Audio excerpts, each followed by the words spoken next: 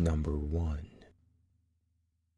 My friend had mentioned that she had one, so I asked her to pull the board out so I could check it out.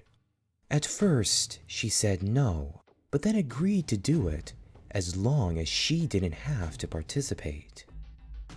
After she had the board set up, I simply asked, "Is there anyone in here?" Nothing.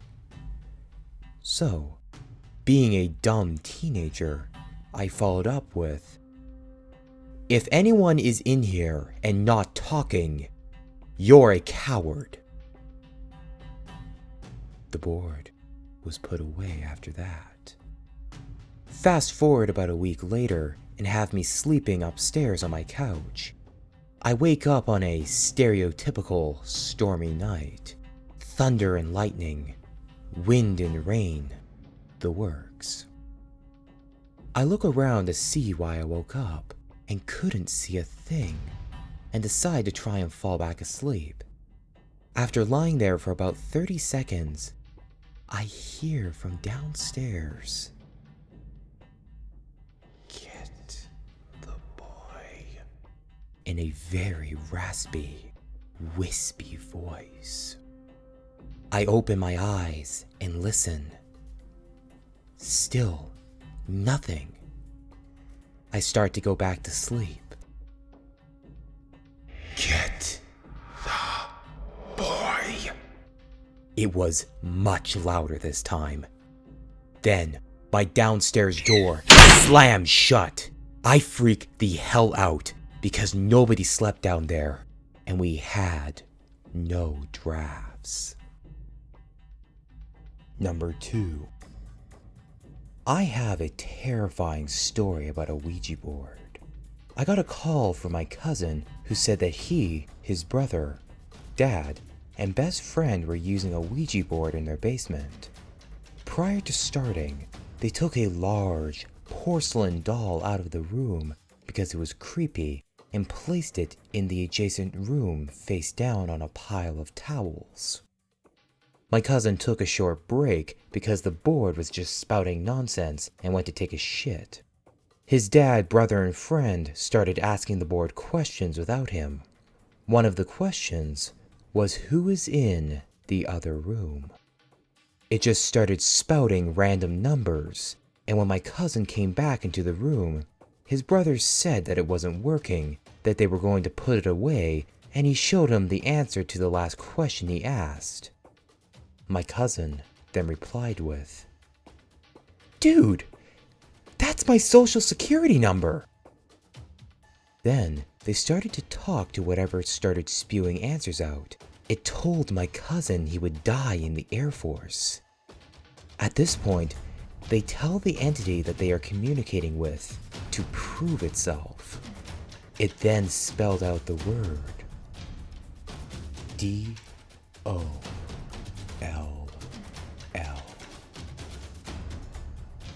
Doll. They opened the door to check on the porcelain doll that they had laid in the other room, and when they opened the door, the doll was standing upright in the front of the door, staring right at them. Everyone freaked and ran out of the house. His best friend burned the Ouija board, and I think he almost went nuts for a few months. My cousin, for some reason, then joined the Air Force and is on a base in Europe now. Number 3. We all asked it a question that only the person asking would know the answer to. It would successfully answer all of the questions. One question that somebody asked was, "What was the name of the boat I went on a cruise on when I was 6? It answered correctly. We played with this thing forever. We had cold spot experiences and would place a candle where the cold spot was, and the candle would burn sideways, not straight up and down. One night, we all asked how long we had left to live. And this is where it gets scary. Everybody asked, and they had 50 to 60 plus years left. I go to ask, and it says 10. 10 years? I ask, and it says 10 days. I pretty much shit a brick at this point. It said I was going to be killed in a car accident by a girl named Emma. We would ask it 3 days later, and it would say I had 7 days left. I asked it 2 days later, and it said I would have 5 days left, and so on. I'm freaking out at this point, carrying a Bible in my pocket and wearing a big cross. I finally tell my dad, and he doesn't believe me, so I made one out of a piece of paper and used a CD to show him. It worked, and he flipped out and told me that I didn't have to go to school on the day I was supposed to die. I didn't go to school, and nothing happened. Number 4. I have no evidence, and I do not care if you don't believe me. I've used a board with results and let something into my home. I was also physically assaulted by this entity. It started out with that feeling like you're being watched and doors closing, footsteps on the hard wood when you're home alone. It progressed slowly into being kept awake by something shaking the bed or pulling off your covers, sometimes even whispering your name. The board would disappear for days on end, then show up in places you never would have put it.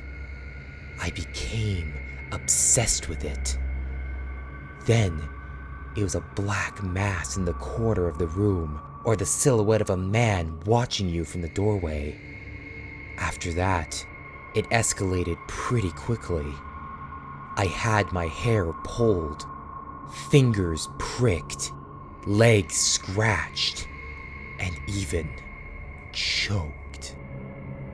I was once held down in bed while this thing whispered in my ear in what could only have been Latin. We had our house blessed, and the bad thing hasn't shown back up. Just the normal occurrences now. But I will never again play with one of those boards. Number 5. I was staying at a hotel with friends in Northern Ontario for a chess tournament. Yeah, geeky, I know. Can't exactly remember the town.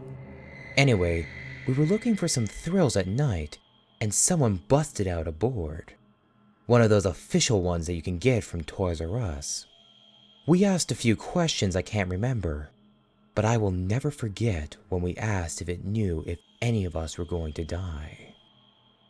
Yeah, I know a strange question to ask, but it spelled out a person's name that was with us at the time, and then a date which was approximately a year later. My friend died a year later from cancer in his knee. He knew about it for 6 months before he died.